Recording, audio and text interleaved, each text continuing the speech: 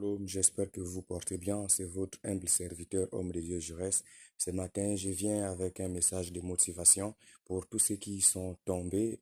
Relevez-vous et continuez à marcher. Pour toutes les personnes qui ressentent une lourdeur dans la prière. Avant, tu étais une personne efficace, zélée dans la prière. Mais ça fait un bon bout de temps. Prier pour toi devient une bagarre. Prier pour toi devient une difficulté. Mais ce matin, le Seigneur te fortifie. Ce matin, le Seigneur Jésus-Christ t'apporte une bonne nouvelle. La parole de Dieu déclare que je vous donnerai un cœur nouveau, je vous donnerai un esprit nouveau. Alors reçois cet esprit nouveau, reçois ce cœur nouveau par la puissance du Saint-Esprit au nom de Jésus, que toute chair qui était déjà affaiblie, que l'esprit qui était déjà corrompu par le péché soit renouvelé ce matin au nom de Jésus-Christ de Nazareth. Soyez fortifiés abondamment, soyez fortifiés, soyez fortifiés, soyez fortifiés. Soyez fortifiés et reprenez courage. Soyez fortifiés et reprenez courage.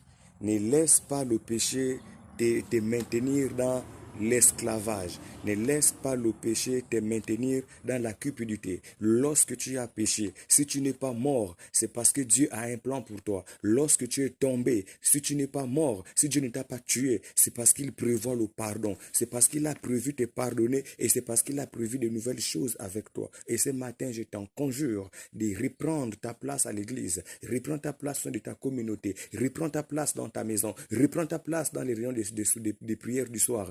Reprends ta place dans la communion fraternelle. Ne reste pas à la maison, car le salut ne se forge pas à la maison. La Bible déclare que si 2 ou 3 personnes se réunissent quelque part, à mon nom je serai présent. Il n'a pas dit si une personne se réunit quelque part. Il est vrai que la prière personnelle est importante, mais la parole déclare que la prière d'un groupe a une grande efficacité. Souvenez-vous, le plus grand cadeau que nous avons eu, c'est le Saint-Esprit de Dieu sur nous. Et ce cadeau-là n'était pas arrivé lors d'une prière individuelle. La parole déclare que les apôtres étaient réunis dans la chambre haute, là où ils se tenaient d'ordinaire. D'un commun accord, ils persévéraient dans la prière. Et tout à coup, il vint du ciel un bruit comme celui d'un vent impétueux, remplit toute la maison, remplit toute la salle là où ils étaient. Des langues semblables aux langues de feu se posèrent sur chacun d'eux. Donc nous comprenons ici que le Saint-Esprit est descendu sur les apôtres parce qu'ils étaient ensemble d'un commun accord dans une pièce en train d'invoquer. Je ne suis pas en train de vous dire que prier seul n'est pas bien, mais la communion fraternelle, la prière de groupe engendre des résultats efficaces.